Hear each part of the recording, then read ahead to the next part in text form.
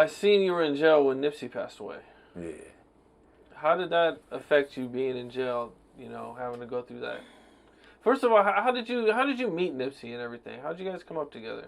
Well, Kid Ink. Well, all right. I forgot to even tell Kid Ink. Kid Ink was there the whole time through all of this. He always been my cousin's boyfriend, and cuz lived in the area. He actually produced Bullets Ain't Got No Name 1 and 2. Really? Yeah, he was Rockstar. He was that was his producer name, Rockstar. I never knew that. Yeah, Kid Ink. So he's a producer too. I didn't. Yeah. He can produce it. So he be making little beats and shit. But I mean, once he got on with the rap shit, he wasn't doing both. You know what I'm saying? It was like one or the other. He like. If he don't like how the beat sound, but he like the beat, he'll get the stems and fuck with it himself too though. He hella dope. He engineered and all that shit himself. Like he really don't need nobody when it comes to the music shit. But yeah, Kid Ink played a major factor, but we both from the same neighborhood. And when we was growing up, where we used to hustle at, it was all the same parking lot. Like everybody used to hustle right there from either across the street where his store was at or at the donut shop on the other side. I got the donut shop tatted right here. Like we was getting money at that motherfucker. You know what I'm saying? Like we used to sell crack and all type of shit. You know what I'm saying? Doing what young street niggas do to go get their money. But he was selling t-shirts and CDs and all the little incense, all the shit, what the motherfucker got at the stand on the corner in the hood. The movies, see, you know what I'm saying? All that shit. One-stop shop. He might even have some swishers out there. You know what I'm saying? Depending on his swishers and single cigarettes. He's short stopping the donut shop. Like, you feel me? But the donut shop don't got boxers and socks. You know what I'm saying? He got socks, boxers, t-shirts. You know what I'm saying? He always been a hustler. But we used to be right there, like, why he wasn't really even from the hood yet like that. I was from the hood probably a little bit before him on the hood, but he was just out there hustling and shit. So we already had a bond. But then with the music shit, Ink was fucking with him in Rempar. So they all went to school with my cousin. And then Rempar lived not too far from me, so everybody used to go over there. He used to have a studio at the house, so Rempar house is kind of where everybody locked in at. Because Ink, Rempar, and his cousin Evan was all like, they was like the music kids around the area. You feel what I'm saying? And Nip was too. Like, once he started rapping and the hood started hearing it, that's what kind of really like sucked him into the hood. Because the homies was like, oh yeah, cuz, or like, you know what I'm saying? But all the resources was through the hood. Like, go record that Bear Claw spot. Go here, go here, go here. It's all in the hood. So, you know what I'm saying? You ain't gonna be with no niggas every day and don't be down with the program. Like, you know what I'm saying? So, that's how we got locked in. So this was after Atlanta, after you came back from Atlanta? Nah, this when we was kids. This before I left. This all high school, junior high, and all that shit.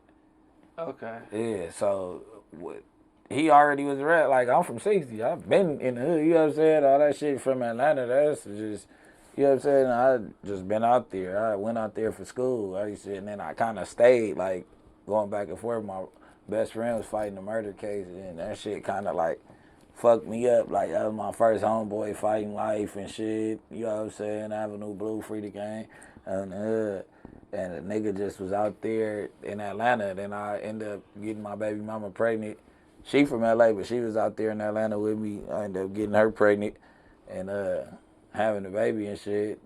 So I was just dealing with Atlanta. I was out there, you know what I'm saying? That was like always my escape zone. But I was there after I went to school that 1 year and being long way, you know what I'm saying? Had to end up getting together and just, you know what I'm saying? That's like my brother. And so you come back, and is Nipsey big at this time when you come back? Nah. Cause Nip didn't start being big in the section till like 09. Like Hussle in the house? Yeah, 08, 09, shit like that. Yeah, Okay. Yeah, like really he was starting to steam up in 07 too, like in the section. But Nah, like when I came back, he still was grinding, but we all from the same block. You get what I'm saying? Like every time I come home, I see him. You get what I'm saying? So like BH, me and BH used to hustle and shit. So you know what I'm saying? He was close with Nip too. So when I went to jail in 2009 and I did like a year. So when I came home, that's when I kind of like first even started wanting to rap. So I started going to the studio with him. And I started, you know what I'm saying? But we already was like everydayers, but now we start every day, and now we start knowing that we alike. And then I'm a hustler. I always got the nice cars and all that shit. So, you know what I'm saying? The homies always want to fuck with a nigga like, you know what I'm saying? So, me just being a young, fresh kid in the area, it'd be like I was the addition to the pack, like, oh yeah, Shitty fucking with us. You know what I'm saying? Like, oh yeah, he kept it out. Like, all my childhood friends, they gonna call me Shitty. All the people that know me from rap, they call me Bricc, baby. You know what I'm saying? So when that shit, yeah, that shit crazy. So when that shit happened and I was in jail, you know what I'm saying? Nipsey, like, and I found out that it was Lil Cuz.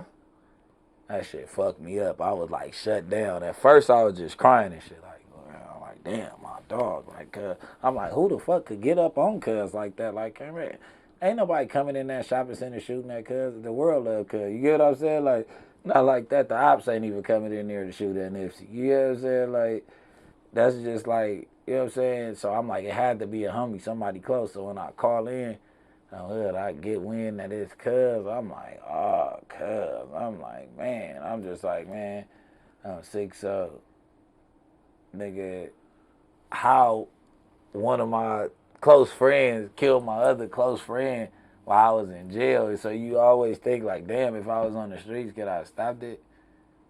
Yeah. You know what I'm saying? Like, could I have stopped that shit? Like, it was little bro, he was in the section. Was he gonna pull up on me before he pulled up over there?